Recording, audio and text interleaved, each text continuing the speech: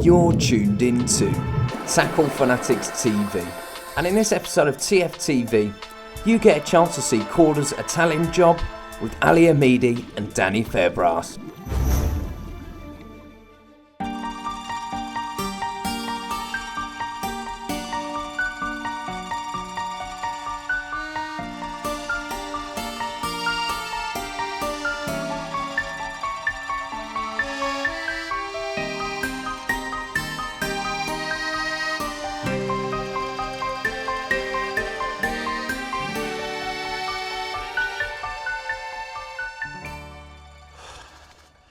Benvenuti Italia, which means welcome to Italy.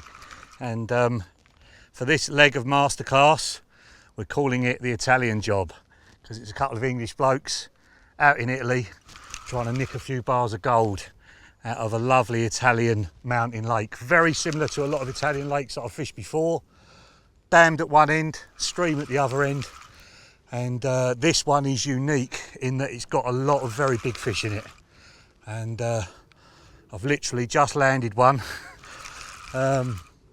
within 3 or 4 minutes of putting the rods out, and now the left hand rod's gone off, which is not being fished to the far margin. The other rods are out to the far margin. We're going to talk about snag fishing, we're going to talk about using a boat and all the kit required to do that.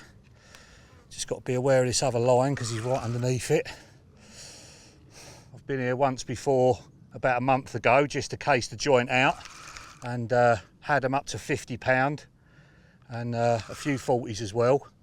The one languishing in the net there that doesn't look very secure at all is probably a mid-20. This one feels like a decent fish.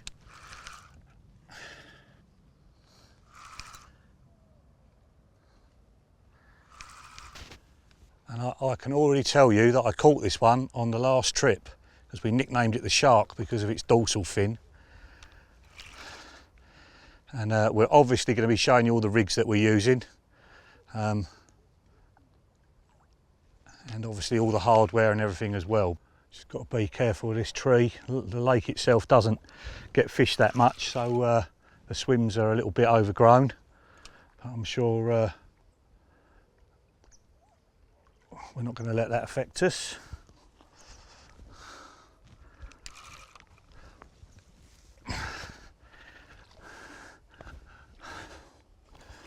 Okay, Sharky, in you come. Oh, get out of the tree. Get in that net. Yes, get it. Oh, come on, in you come. In you come. God, that was a bit hairy. Get in the net. It's about 12 foot long, that's why. There he is, in the net. Thank God for that. Not very professional, but it's in. What a way to start our Italian adventure. 37.5 pounds, an absolute beast of a carp. And we nicknamed him the shark because his dorsal sticks up like a shark's. The other one went 26.5 pounds, an absolutely scale perfect common. And the rods are in the water 10 minutes and 2 amazing fish on the bank. I wonder what tomorrow holds.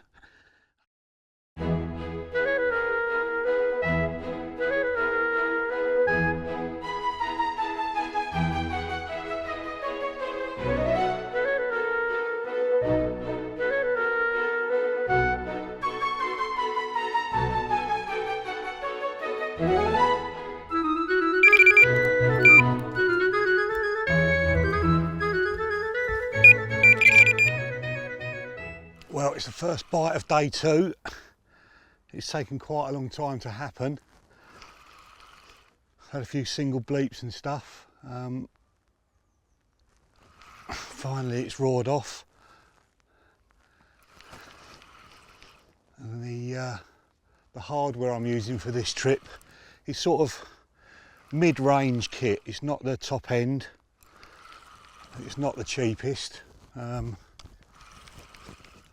Fish is coming in pretty quick towards me, which is probably a ploy. Normally they, there we go, back in contact with it again now. It's a longbow, 12 foot 3 3/4, and always use a powerful set of rods if I can. because I like there to be something left in the rod, a bit more power to pull harder if you need to. There he is on the top there. They've still got a lovely battle curve, and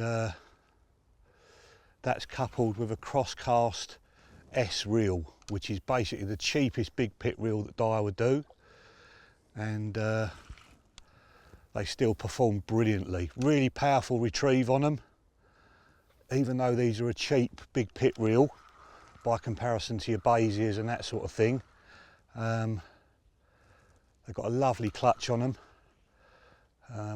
and they've got a quick drag system as well, so basically you can wind up the clutch very, very quickly. There's no bite and run facility or no free spool facility, and that's how I fish 90% of the time. And in this sort of fishing, I'm fishing completely locked up, so the clutch can't go at all when the rods are sitting in the rests.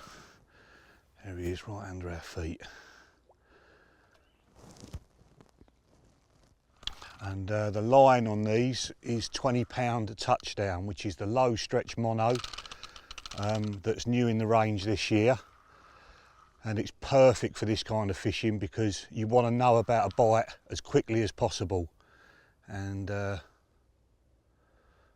with a low stretch line, you know about it that little bit sooner, and that helps you to be on the rod quicker.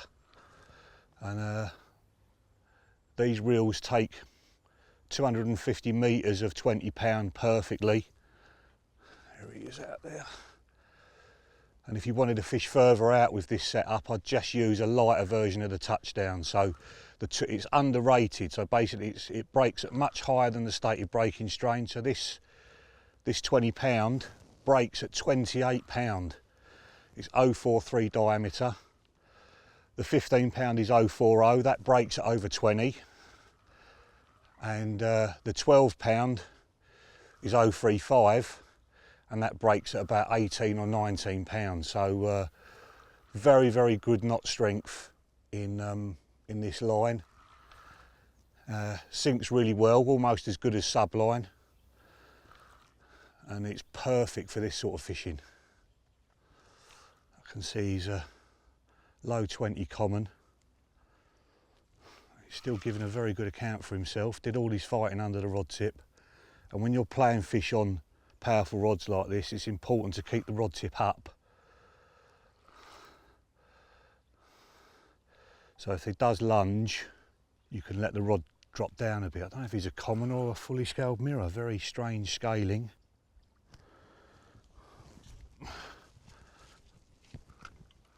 I can see he's absolutely nailed on this hybrid D-rig, getting that net.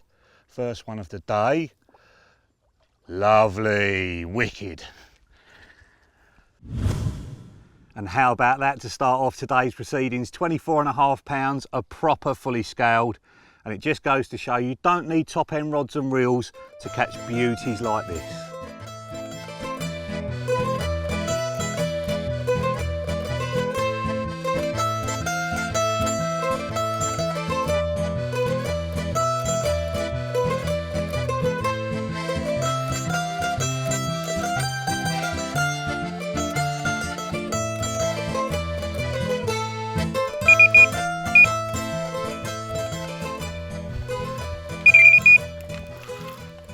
Second bite for me on the left hand rod, and this rig is pretty much identical to the rigs being used on all three rods. It's a D rig, but not made with my favourite IQ, basically because we're snag fishing, and IQ being a monofilament, if it touches a snag it's more likely to go, so I'm using the hybrid stiff material but straight through. And I'm crimping it at the lead system end. Decent fish, and that crimping works best on the hybrid stiff. It's a very stiff material, very robust coating, and it turns a £20 breaking strain material into a £28 breaking strain material, and it's tied exactly the same way. My favourite whipping knot, goes on first, and then the micro rig swivel on next, then a simple knotless knot, very, very simple to tie through the eye, so the line exits on the point side, so the hook always turns down into the fish's bottom lip, and then a large size sinker goes on. That just helps everything lay flat on the bottom, and then a link loop is crimped on at the other end to finish it off. And having such a robust hook link on just gives you that added security when you're snag fishing, that if it does come into contact with anything, it's not going to get cut through. And that is coupled with my favourite lead system for this kind of fishing, which is the cog lead, the centre of gravity lead. And this is only a light one, because this rod's actually fished in the soft bottom. So this is a 2.5 ounce cog, and I'm using 4s and 5 ounces on the longer rods, because I'm fishing on harder bottom and I'm further out, so I need a heavier lead to make sure I don't move it as I row back, and obviously that increases the hooking potential further still. And that is just finished off. Oh, just touch that other rod. That's just finished off with some of the dark matter rig tube, my absolute favourite rig tubing. Just a short length of that, and that just protects the fish from the abrasive action of the mono during the fight. And obviously, I mean, in this situation, because we're dropping it over a boat, it doesn't really matter about anti-tangle because you can see it going down through the water, but I keep it on because it's better for the fish. And the whole rig is finished off with, on this occasion, a slow sinking mainline peaches and cream hook bait. When I came here to test fish last time, that was by far the best colour and flavour that I used. And fishing over the top of these Banoffee free offerings, it just seems to work an absolute treat. And if you're going to tie the rig, the buoyancy of the hook bait is critical.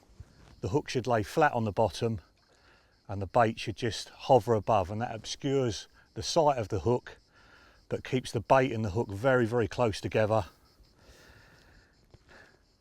and means that when the fish sucks in the bait, the hook has got to go in the mouth.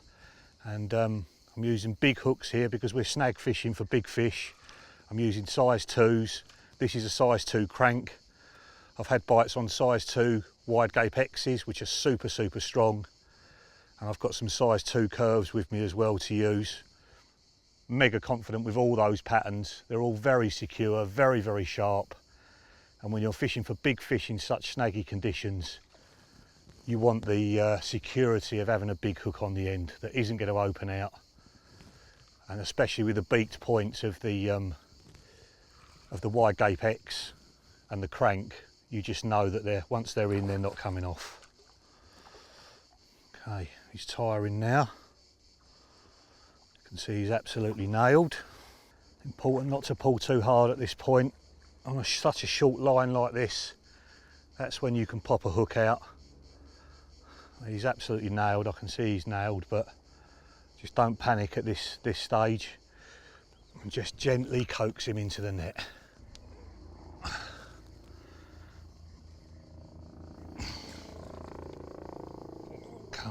Come on, big carp. In you get. Yes, get in! That is wicked. And there he is, an Italian bar of gold, just over 33 pounds this one. Absolutely nailed on that hybrid stiff D rig. It's so important when you're snag fishing to have a really robust hook link, and because that's got braid on the inside and a stiff coating on the outside, it's just perfect for the job. And this one was absolutely nailed on that crank. A size 2, nice big strong hook, that's what you need. And hopefully there's more of these to come. They're twice as big in here as this one, over 60 pound.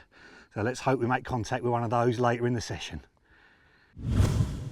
Well, if you've been wondering what I've been doing all day, quite simple. I've been sat up here blanking my proverbials off because, to be fair, we got the rods out yesterday evening just for a couple of hours. Dan had those fish very, very quickly, and I sat here excited, expecting action.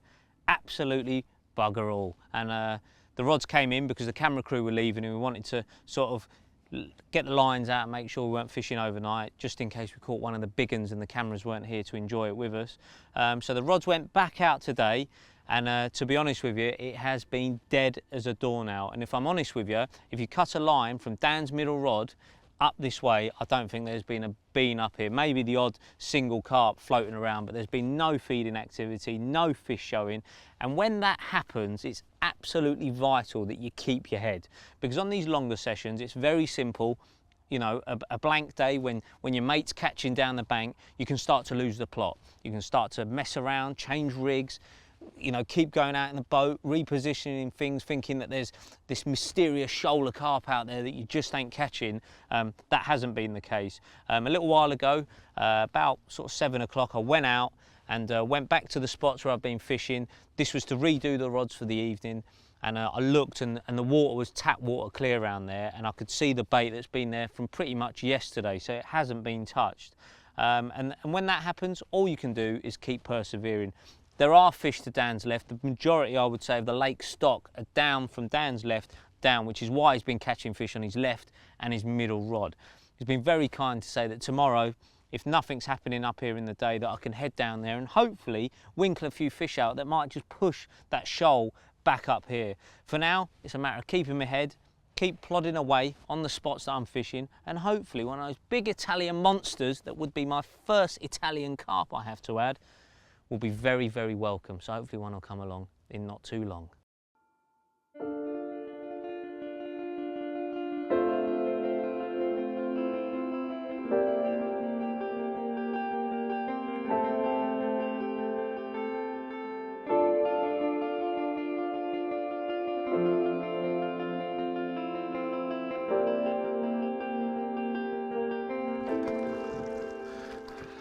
Welcome to Baiting Up. It's another idyllic morning out here in Italy, and first and foremost is boat safety. And you can see I've got a self-inflating life jacket on. Doesn't matter what kind of life jacket you wear, as long as it's done up and it's powerful enough to suit your body weight, and that's really, really important. If you've got loads of clothes on and you're a big guy, then you need to tell the people that you're going to be wearing all those clothes when you buy the life jacket, because they may not be man enough to keep you afloat, and if you hit your head on the side as you go over the boat, that can be the end of you. And European anglers, unfortunately, meet their end every year using boats for fishing, and the less clothes you can have on, the better, because all they do is soak up water and make you heavier. And obviously chest waders are an absolute no-no as well, because if they fill up with water, they will drag you down. So we're approaching the far side now. This particular rod is fished closer to the trees than any of the others, and what I've basically done is staggered them. The fish are coming from the thin end of the lake down to here, and let's just spin ourselves round, and I'm basically fishing progressively closer to the trees to hopefully open up a pathway for the fish to get down to this area. If my left-hand rod was really close to the trees, it could potentially cut the other rods off. So by going progressively closer, hopefully any rod could go.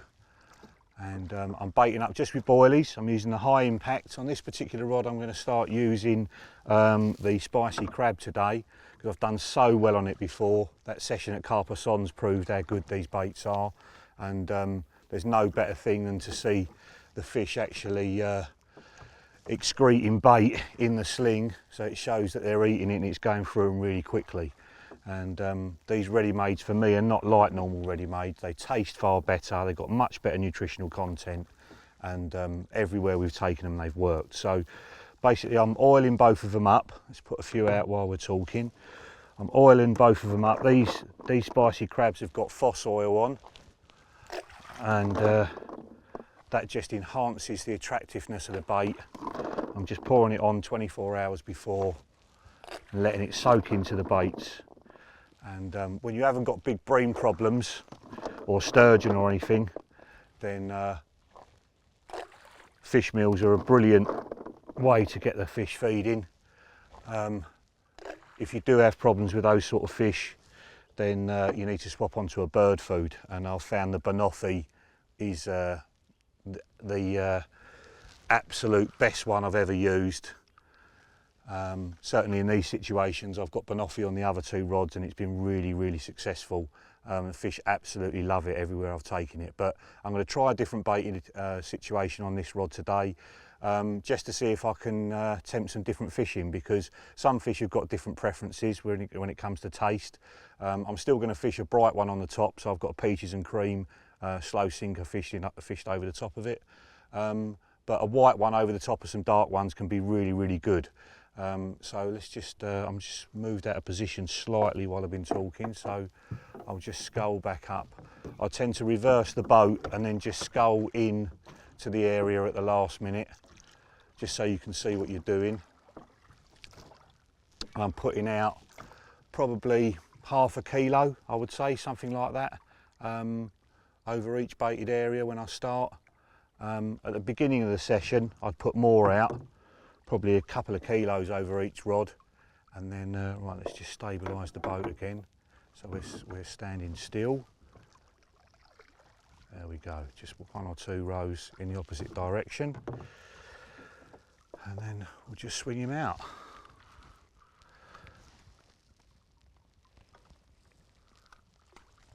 Out she goes. Donk. Lovely and hard there on the bottom.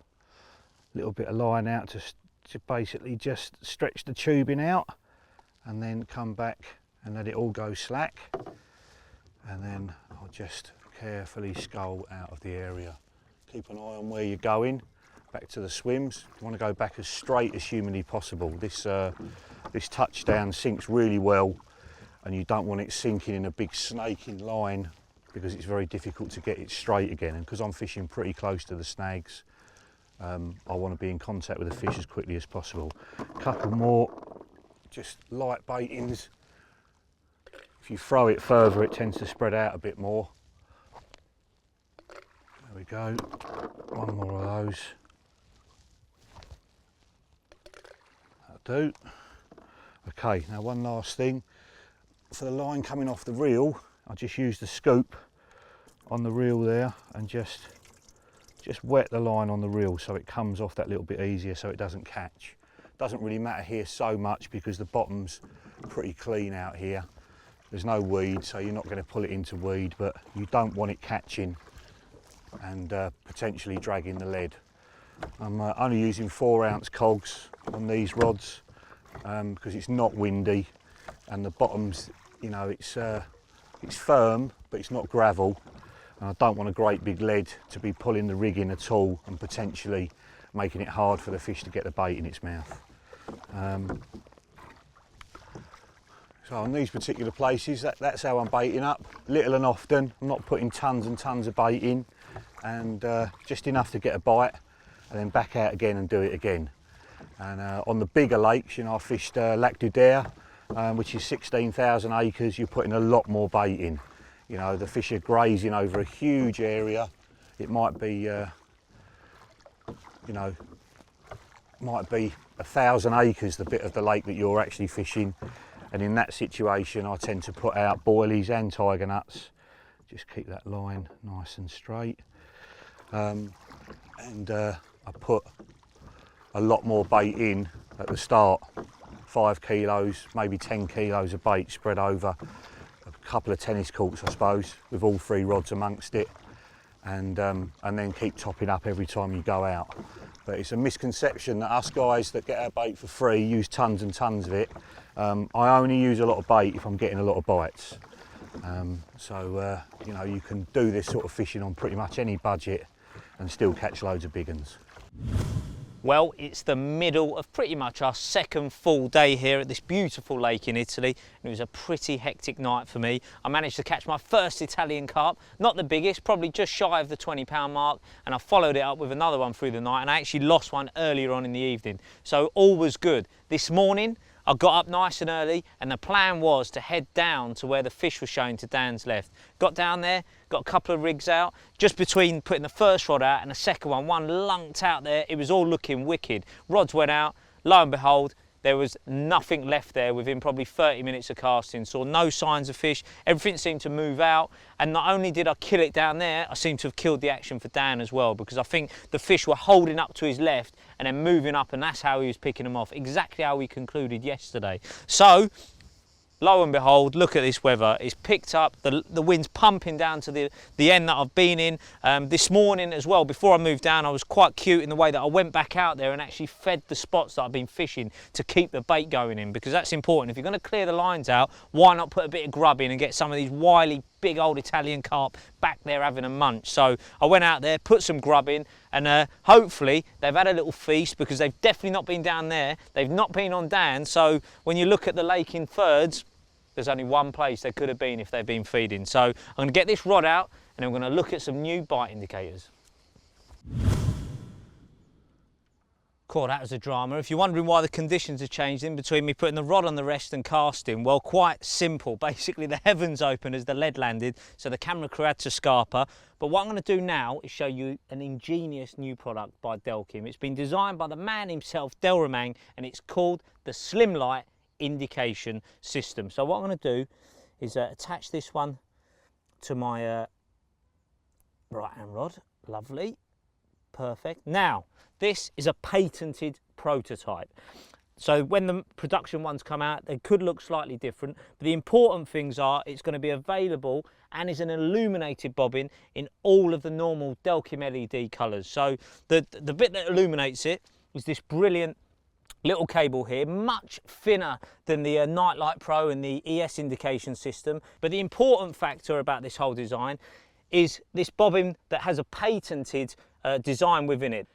Now in there are two different clips. You've got basically at the top, you've got the magnetic ball bearing system, if you like, and then underneath you have a clip that basically grips the line, similar to a stow bobbin. So it sandwiches the line, giving you two different options. Now let me show you how it works, because this brilliant little stabilizer system here allows the indicator to go up and down. So basically it's like a duo carb, all the sort of same fittings. It's attached to a D-lock there, which I've got on this multi-pod by Signet. And the only difference really is there's no end that's gripping the actual Nightlight system. So the Slim Light works in a different manner to the Nightlight in the way that it moves up and down this stabilizer. So giving you a really, really sexy little design. And one final point while we're on the subject of the stabilizer, you'll be wondering why on earth do we actually need one on a bobbin? Well, quite simple. The same as the Nightlight system and the duo carb, it stabilizes it during windy conditions. The last thing you want is a load of false bleeps as the bobbin swings left and right, and this just allows it to act exactly how it should, with vertical movement up or down like that. Up and down it goes, looks absolutely brilliant. Now let me detach this from the line, because I'm going to be able to show you a very clever way that they've got the weight adjustment. So if you want a real weighted bobbin, you've got options here. You've got 3, 5 and 10 gram weights, which are interchangeable. Now look, like our flying back leads and also our no trace system, Del's also got a slot here in the weight, and all you do, screw it off the thread, take that off, and you can use whatever weight you want, whether it's the 3, the 5 or the 10. You can just swap them in and out as you wish based on the conditions and the range you're fishing, the weight of lead, whatever you want to do. That gives you all the options you need to make quick changes without having to detach bobbins or unscrew heads and everything else. It's really, really quick. And to be honest with you, even though the bites I've had so far have been at night, just watching them, you know, because you can get the Delkim to tune in with it. So by switching on the 4 pips, if you like, holding the button down, you get the night lights on the Delkim itself, and obviously that's mimicked at the bobbin end as well. So anything that you see on the Delkim is represented on the bobbin, whether it's 1 bleep or 55 bleeps to a screamer, you'll see it all there. So it's a really, really clever system. And as you'll see, it's complemented by all the Delkim mod cons that I've got on here. As I've mentioned, the D-lock, you've got the ears here as well. They look so sexy, where you get the different battery plate at the back. Everything's so streamlined. They really have worked it well, and it's complemented finally by the smart clip that I've become a real fan of. You would have seen me use it loads of times on thinking tackle now. I've had some great bites on Bayswater. You hear the old ding of the clip as it roars off. Really, really good. And Del Always got his thinking cap on. It's a bit of a tackle tart, and you can see it in his brand new bobbins.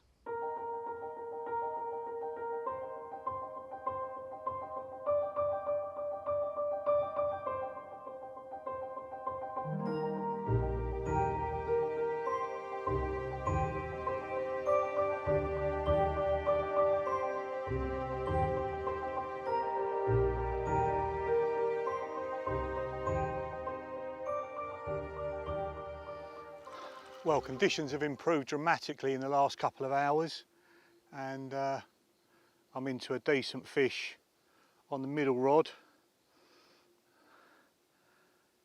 I've basically been out there, I've changed positions on this rod. I've had a good prod round with the prodding stick, and it's very soft straight in front of me, but I've found as I've come away from the trees, unusually, it's got hard at the bottom, and the use of a prodding stick is absolutely invaluable when you're using a boat. The new Signet ones just screw together, so they store really easily. They go into their own carry case, which will go in your quiver or your rod bag, and they've got markings down the side to tell you how deep it is in feet and in metres, and a nice flat button on the bottom to help you feel what the bottom's like.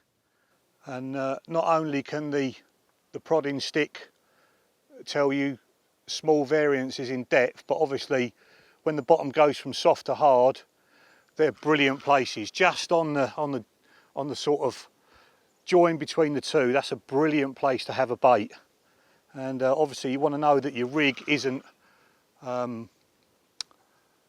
sinking down into the soft mud, and I use them when I'm using a boat in the UK or abroad, and in the UK they're really helpful to tell you what is beyond swannable depth. I fish a lake in the UK that's got a real big problem with swans, always off, and sort of anything over 4.5 foot seems to be just too deep for them to get the baits, and I use one a lot there.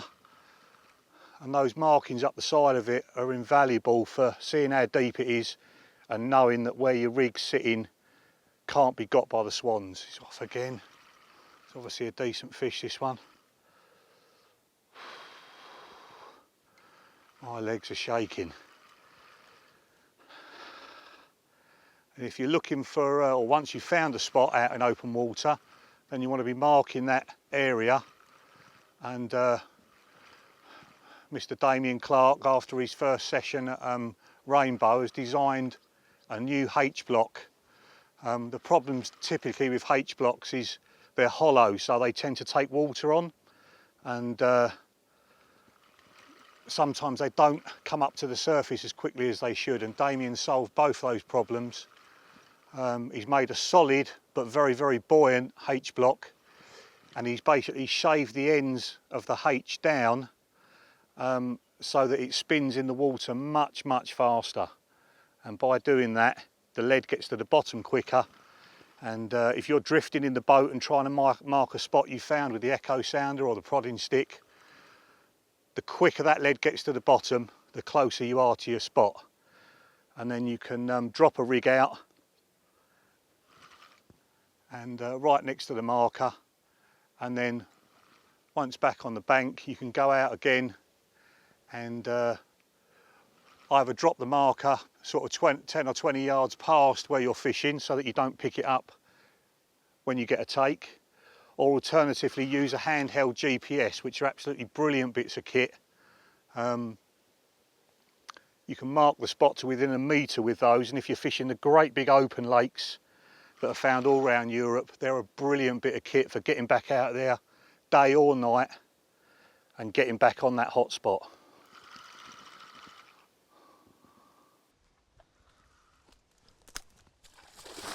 Oh.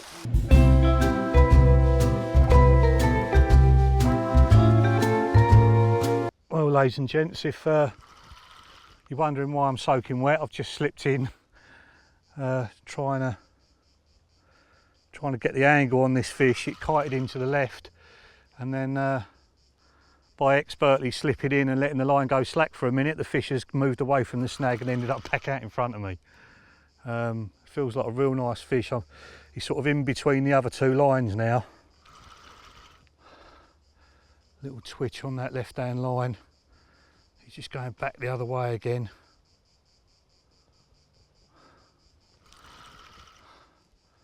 Try and guide him in between the two and then slot the rod between. He's definitely underneath him now. See the hooks in his bottom lip. He's not a monster, but he's very powerful. And this is on a different rig to the ones I've been using. It's on a bottom bait version of the multi-rig. And what I've basically done is used the hybrid stiff material, and I've basically crimped a loop in the end of it, and I'm pushing the loop through the eye of the size 4 choddy and then putting on one of the new super large rig rings and tying the bait to that. And basically it means you can reuse the rig again and again just by loop to looping off the hook and putting a new one on, so the hook link stays on all the time. And it also means you've got a bit of doubled over super stiff material coming out the eye of the hook, which is really good for helping the hook turn. So you've got a very, very easy rig to change, and one that's pretty effective as well. And I had them up to £50 on it last time I was here, and it was the first time I'd really used it, and this one looks like a decent one as well. Come on, big boy, in you come. Seen the net, but has he got enough strength? No, he hasn't. He's in the net. Get in! Oh man, that is wicked. Cheers, pal. Thank you. Cheers, mate. And there he is, £39, 12 ounces. Just missed the magical 40 by 4 ounces, but who cares? And as a result of changing spots, using the prodding stick, finding a hard spot when they're soft all around, that produced the bite. And if you want to see me falling in, wait to the end of the DVD.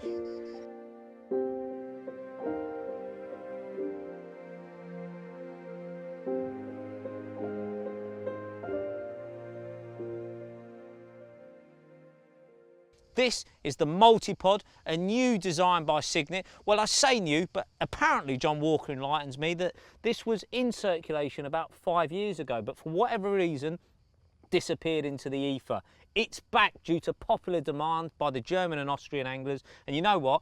I'm really pleased to be using it because, like the Grand Sniper Deluxe that I used a few years ago from Signet, and I've continued to use on trips abroad, this one is absolutely bang on. It just takes it to another level. Firstly, the added stability. This double centre bar here, which is extendable, I might add, so you can take it really long or keep it short like it is now, just gives it that added stability that you really, really need. If you're fishing left or right and you're snag fishing, the last thing you want is a fast take that literally pulls your pod over. The word multipod is a bit of a giveaway. If anything, it should be called the versatile pod because it is extremely versatile for various situations. Now, I've got it in quite a neutral situation here because earlier when I was fishing down the other end, I lowered it, and when I came back here, the wind was hacking. So the last thing I wanted was to have my tips high with a big crosswind, big bow in the lines when you're trying to snag fish. So I've lowered it just to get the line lower in the water. Now, talking about the actual height of it, like I say, if you're fishing on a big continental lake, you might be having a better weed, if you like, going 30, 40 yards out. What you want to do then is to obviously have your lines up so it's snaking over the top of them. A lot of pods, you might not be able to get it quite high enough. With this, you really can, because it comes complete with 4 different types of legs. You can quite literally have the rod tips right up there. It comes with what are called butt cups. The butts of the rod will drop into it. You can extend the pod fully out and the rods will be up there and your line will be going out for as far as you want, really, probably 30, 40 yards, no problem. And the other thing that makes that simple is a feature that I really like on their pods. The Grand Sniper Deluxe has it, so does this. You have 2 little thumb screws on the buzzer bar. This is the 3-rod buzzer bar. This is what comes complete with it. The 4-rod one is an extra. But the important thing here, these thumb screws allow you to alter the angle of the alarm on the pod. So if you're fishing at higher up and your line's cutting through the alarm like that, your bite indication is reduced through the vibration system of the delkim. By altering the angle, you're ensuring the line cuts through, bang central, bang level, covering the biggest part of the vibration sensor in the delkim, giving you perfect bite indication. So that's a lovely feature, and obviously the backrest does it exactly the same. So you can alter them all and ensure the angles are up and down however you want to have it. And to finish it off, it comes complete with the signature Signet case for the pod that they like to put it all in. It's all in there nicely, tucks away, really beautiful bit of kit, goes down very compact, also lightweight, brilliant design. Well done, Johnny Walker. Well, yet another bite on the left-hand rod. As I've said, I'm using 20-pound touchdown because obviously it's very, very thick line, very, very low stretch, and sinks well. But if these situations were far, far more aggressive than this, if I was fishing really close to the trees and I wasn't able to give the fish an inch of line because I was extracting them out of the trees the whole time, then I would swap from mono to braid, and I would use the Apex braid in 50-pound, either straight through or with an armour cord leader of 50-pound, and that it really is belt and braces kit. And the only place you're going to need anything that I'm aware of anyway, that you're going to need anything stronger than that, is Rainbow. And Damien's been to Rainbow, and as a result has designed a range of tackle exactly for that kind of fishing. He's mad into snag fishing, Damien. He's had a load of big fish snag fishing where literally you've got to be on the rod in seconds, and having a braided line on means there's no stretch, and with a floating braid, even if you don't come back to the bank in the boat super straight, you can straighten it up because it's floating on the surface. And to join the two together, if you're joining armour cord to Apex, then personally I use a 4-turn water knot. And to do that, you basically lay both bits of line together and twist them round to form a huge loop. And then you're passing the spool of the leader and the tag end of the main line through that loop 4 times, and then carefully pulling it tight. And when it tightens up fully, you should see one strip of line, then another strip of line, then another strip of line, like that, so they alternate between the two. And that means it's been tied perfectly. Very, very small knot, very, very strong, and it's the one I prefer if I'm tying 2 monos or 2 braids of similar diameters together. Then that's what I use. And if, say in this situation, I was needing a snag leader on the end of the mono, then I would tie the Albright knot to connect the two. That's very, very simple. You just loop over the heavier section and then go through the loop with the lighter section, round and round, going down probably 5 or 6 times, and then a couple of times up over the top, and then back through the loop the way you came. That's really, really important. And then you want to be teasing the knot down very, very carefully. There he is, just on the surface. And that's a great way of attaching either 2 different kinds of materials, i.e. braid and mono, or a very light material to a heavy one. So a light mono to a heavy mono, or a light braid to a heavy braid. That's the one that I prefer in that situation. In you come, come on. In you come. This time. Gotcha! Wicked! And there you have it, 24 pounds of Italian gold. Well chuffed to get this one. And like I say, if it's not too severe, strong mono, and if it's proper savage, get on the Apex.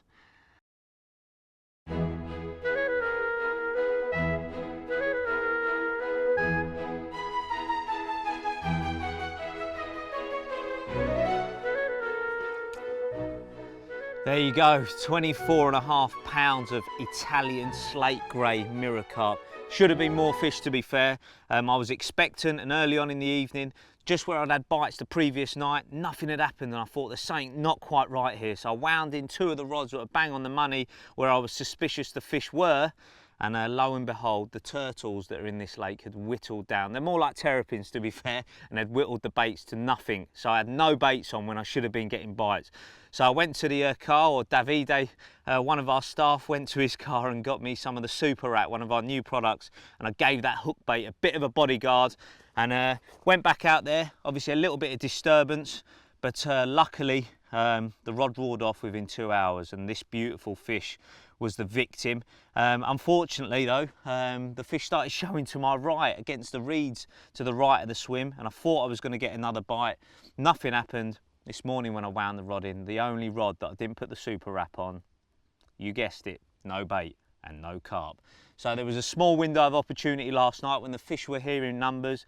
Caught one on the rods that I had bait on, and then the other rod that looked like it should go, there was no bait on. So there you go, the Italian job, not quite the job at the moment, but hopefully I'll get it right tonight and I could end on a lovely Italian carp. Something that I've done as a matter of course over the last few years when I've gone to various lakes across Europe and even in the UK is to wash my baits out. Now, for many years, people used to think the reason you wash your baits out is to make them look older, getting that flavour out, because the fish come along and think, oh look, that bait's been there for ages, it must be safe. That really isn't the case. I believe when they do get washed out, they soften up, and it takes it, you know, makes it that little bit easier for the fish to digest. It's more enjoyable. A softer bait, of course they like harder baits, they like tigers, they like eating natural food like that. But when it comes to lots of boilies and lakes that see a quantity of bait, I fished a syndicate called the Essex Manor. This method paid off really, really well, because you know why? There was anglers all across the lake on a small venue putting in 10 kilos each. You know, how can the fish eat that comfortably time after time? Well, the softening approach really paid off for me, and I was turning up, catapulting 10 boilies, a little pop up in amongst it, and I was getting bites within half an hour. If I was putting out the sort of natural bait, if you like, straight out the bag, it would take a while, because it was almost like the fish were waiting for them to soften up before they ate them. So if I show you here, these are the baits I've been doing here. I've got a little mixture here, got like a little buffet bucket of the high impact bait by Mainline, the IB, the salty squid, the spicy crab in there. And in my other hand, I've got some of the banoffees. When Dan came over here on his little trial run, they paid off really well for him. So I've got them, but I'm going to show you, look, this is the difference. These are some that have just gone in, okay? So look, yep, giving it a good old squeeze, and that's how hard it is, if you like. And this is one that's been in for a little while. Look at the difference. Tiny little squeeze. In my weaker right hand, I like to add, bang, squashes down to mush in barely any pressure. Of course, if you're catapulting them out, not such a problem. If you want to use the throwing stick, that's when the harder baits do pay off, because you're not going to get them splitting.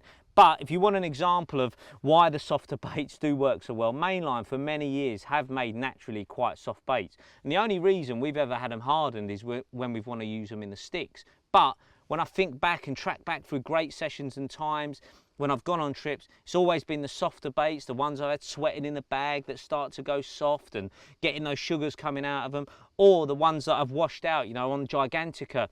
Last few years, we all tend to wash our baits out. Damien Clark goes over there on holiday, washing them out. Dovey, me, Dan. I know Jake Wildboar caught a fish called the Immaculate, an old one out of Scotty's Corner, I believe. Again, washed out baits or a white banoffee over the top of it. It's no coincidence. Big carp find it easier to eat. So if you want a little easy tip of how to do it, doesn't take a rocket scientist. Bag of boilies, straight in the water. Really is as easy as that. And I'm going to add some of these salty squid ones in as well into this other bucket. I'm just going to leave that for a few hours. They'll start to soften up, mix in with the other ones, and then in no time at all, they'll be ready to go out. I think this little approach does work for me. Statistically, it seems to keep doing the do over the years, and these Italian carp don't seem to mind either when they turn up at night. I'm fishing under the 10-pist version 2, and I've watched other people fish under 10-pist for quite a few years now. Stuck with my Trident, or in more recent years my Cayman, and it wasn't until we went to Belgium and I saw how quickly Daryl was setting up his bivvy and putting it away again that I thought I've just got to have one. and I've used it once in Belgium, and it is a joy to put up. Basically out of the bag, it's literally one fold, putting the 5 poles together.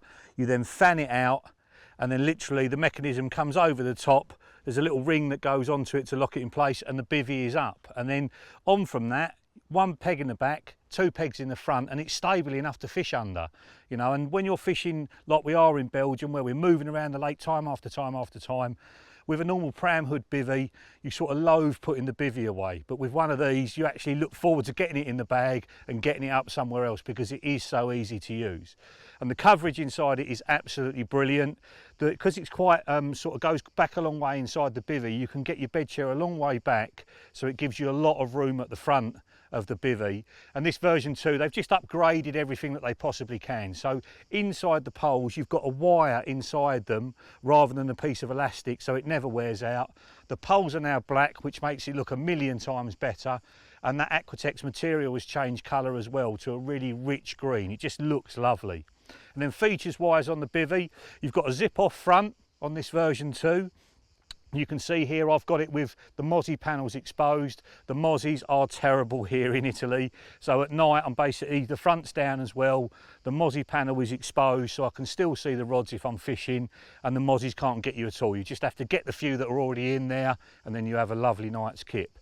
Now obviously these roll back to have a solid front, so if it's absolutely hammering down and the wind's going in your face, you can have everything down and just have a little letterbox there that you can look through, because I always like to see the lake even if it's raining. And then at the back we've got 2 vents as well at the back.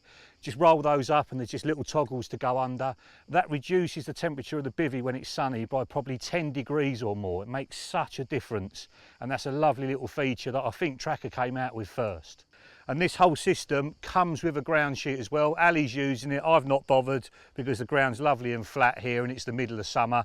And if I was moving around a lot, it's just another thing that you've got to roll up. And it also comes with these storm poles as well. That basically holds it up, because it's quite heavy, this front. And if you didn't have those on, it would sag down a little bit. But it's a beautifully shaped bivvy, loads of coverage. And this now comes in different sizes. So you've got the Tempest Air, which is a little bit smaller, hasn't got the front, is a little bit cheaper. And then there's like a 2-man version of this one, which is absolutely huge. And they've done that really in response to demand from European anglers. They love a big bivvy, so they've done a Tempest in a big bivvy. You're going to pay more for this than you will for a standard bivvy in most other people's ranges, but the mechanism on the top and the way it goes up is worth every extra penny. And if you watch someone putting one of these up and then you're struggling to put yours up and it's raining, believe me, at that point you would have paid the extra money to get this bivvy. So that's the bivvy itself. Let's have a look inside. As you can see, loads of room inside. Got a big bed chair here. This is the level light, and this is the ELS version, which means extra lumbar support. What that means is in the middle bit, it's not bungee, it's rope, so it's really tight. And I think you get a better night's kip on him. Very proud of this one, because I actually worked with Tracker on this to get it dead right. There's no ratchet on a level light bed, so it's just a clip and it's open in seconds, and you can get it perfectly flat for a better night's kip. And then on top of that, I've got a layer sleeping bag, and basically the top layer is wafer thin. Then you can get into that in the summertime, and it's really hot like now, and it just gives you a little bit of extra warmth. And then in the winter, you get into the bottom section, so you've got 2 layers on top of you, 1 layer underneath, and that's fleece as well, and that keeps you warm in the winter time. So that's a really good product for all through the year. I've got a bed chair buddy on top of that. I could not fish without one of these. It saves your back so much, especially when you're doing long sessions. And basically the rest of my kit can be kept round the back. I've got a big carry-all behind me with all my tackle in it. There's a little food bag there as well. The bits I'm going to go to all the time I have at the front. The bits I'm going to use every now and again I'll have set up at the back. Obviously you've got your kettle and everything there, so you can have your cups of tea. And basically this is the way I set the bivvy out pretty much every time I go fishing. I can get to the stuff I need, and I can see my rods as well. Oh, it's only a bite. It is a bite. Middle rod has just roared off on the cog lead again, and this one is on a 4-ounce cog, flat pair style, and this shape is going to go right up to 10 ounces eventually for the anglers fishing rainbow and the big lakes out in Europe. You'll have to excuse me, I'm going to have to get the other side of the swim because he's kiting right, sorry, left as usual.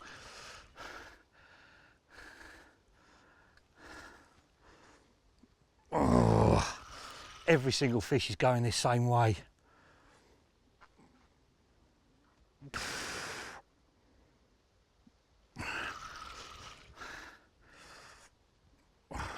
Come on, turn the other way. Right up near the surface. Oh, come on.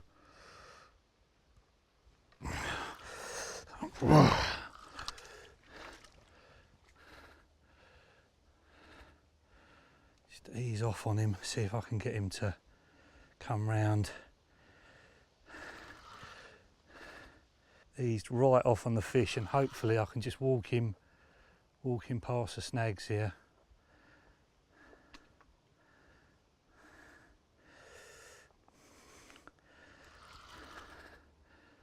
Come on fella, just slowly, slowly.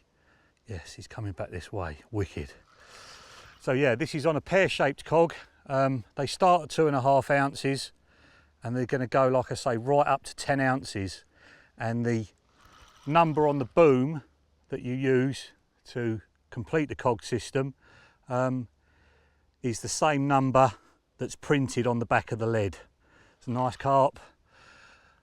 So getting the length of the boom is getting it right is absolutely critical.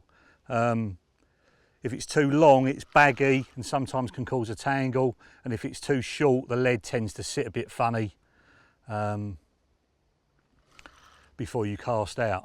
And I cast them all the time. We've had other people use them and said that they've experienced tangles. I've found if you just feather the cast and stop it before it hits the water, you get no problems at all. A little bit of dissolving foam really helps, but if you're using a boat like we are, it just can't tangle. And to me, if you're fishing on hard bottom and using a boat, there is no other lead system to use other than this cog, because it's so aggressive. The fish is picking up the full weight of the lead instantly. There's nothing that can compete with it for a bolt effect. And it comes in a distant shape as well, and that's obviously more for casting. Still flat, really important for it to be flat, so it sits flat on the bottom and doesn't roll over on its side. And the distance size goes up at the moment to 4 ounces. If we get asked for larger ones, we will make them, but for casting that seems to be sort of the most popular big lead. And I've used this at Gigantica in testing up to like 120 yards. Still cast really well. Not as good as a normal lead clip system, but you still cast well enough to get a decent distance. And all my bites over the last couple of days have come over half baits. This one's over a Banoffee freebie. Oiling them up with the hemp oil. I do that all the time. It's such a lovely taste, the hemp oil, and it just gives the Banoffies another dimension, and you know that they're eating it. When you get big flat spots come up on the surface, you know that the fish are out there and they're eating it. And I resisted the temptation of putting out the left hand rod after a fish because I saw the slicks coming up. It was obvious they were on this right hand or this middle rod spot as well. And going out in the boat could have spooked them away. So having that oil on, not only does it improve the bait, but it tells you when they're eating it. And the halves, they just go out so lovely out of a catapult or out of a little baiting spoon that I'm using at the moment. They make hardly any splash, and they just spread so well. Right, I'm gonna have to come around the other side of the rods just to net him. Oh, another decent common. Looks like the big ones have turned up. This one is on the multi-rig again, but this time I've got it with a size 2 crank, and he looks like he's absolutely nailed. Come on, big fella, get in that net. Come on, you big Italian monster, get in! Yes, wicked! That is brilliant.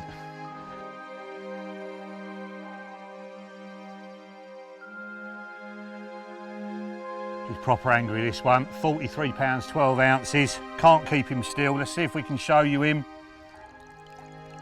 That'll do. Okay, let's get him back. Off you go, my love. Look at this. Can't keep him still. Back to get bigger. Wicked.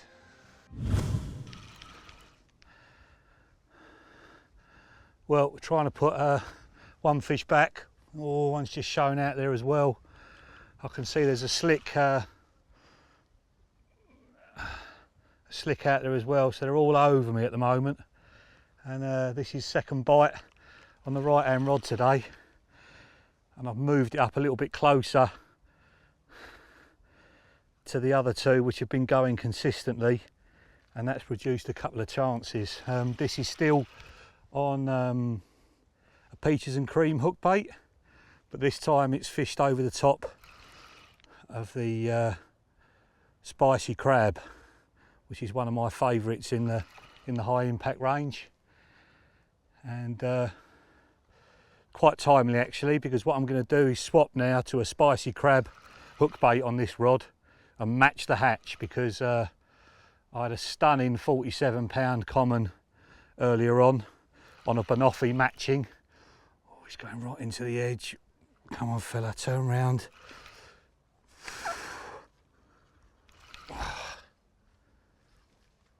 Oh.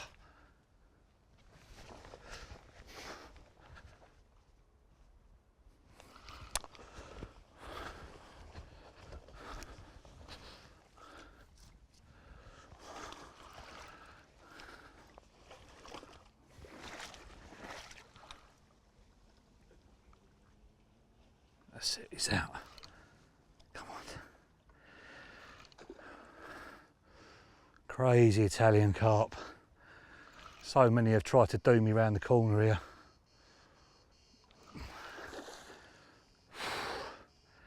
As I was saying, I'm going to match the hatch from now on, because it produced a big fish earlier on, and it's something that I do a lot in my fishing when I'm session fishing.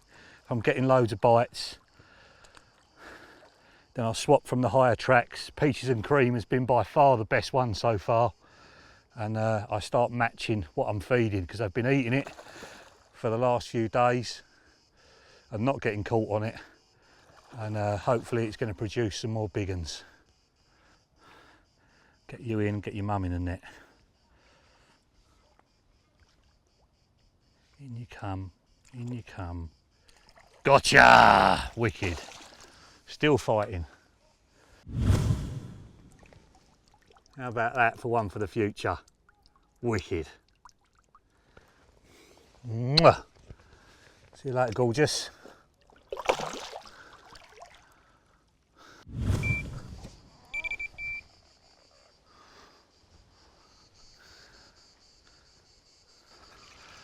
Just easing off the pressure again. The fish has gone well left, and I've got a line of trees to my left, and I've just found if I ease off sometimes, this one isn't doing it, but sometimes they go back the other way. This one is not doing it.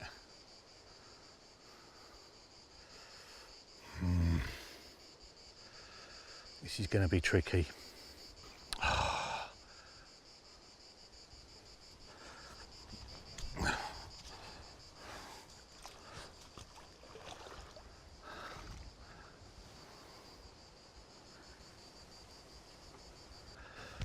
It's going to be a miracle if we get this in.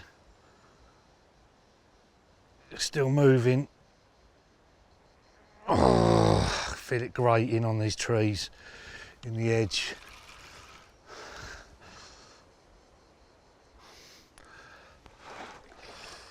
Oh, I'm going to have to put the chesties on and go in. It's still on, it's taking line. See if I can get out and get the angle on him.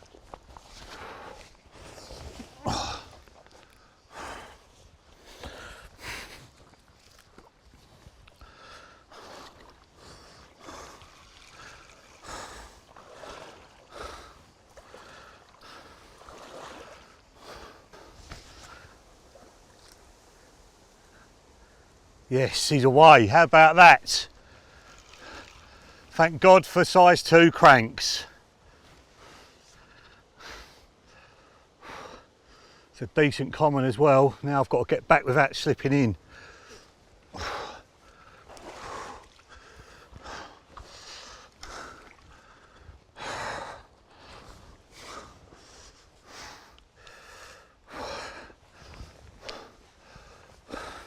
A lovely dark common, don't come off now please, after all that. Come on fella, get in the net, get in the net. Yes, got him! Ah, what a battle that was. Well ladies and gents, when your name's on it, it really is on it. And after an epic battle and it being snagged up in the trees, it's finally mine, 31 pounds. And this one is also on a match the hatch hook bait. So I've been feeding the high impact panoffies for the last 4 days, and I've only switched over to matching hook baits in the last 24 hours, and it produced that amazing 47 pounder, and this fella as well. The white peaches and cream are still doing it. They're probably the most successful one on this particular venue for the couple of sessions I've been here, and I've always got them in my box. But it's always worth switching to a match the hatch later on in the week when I've eaten loads of bait and not been caught on it.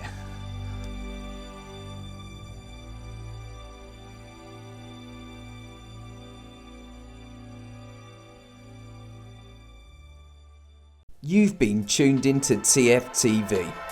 Tackle Fanatics stock an extensive range of Korda products at the best prices around. We'll stock a vast selection of end tackle from all the leading manufacturers. To view our range, log on to www.tacklefanatics.co.uk. Remember, Tackle Fanatics offer finance to make your tackle purchase more affordable. Tight lines and wet nets from everybody at TFTV.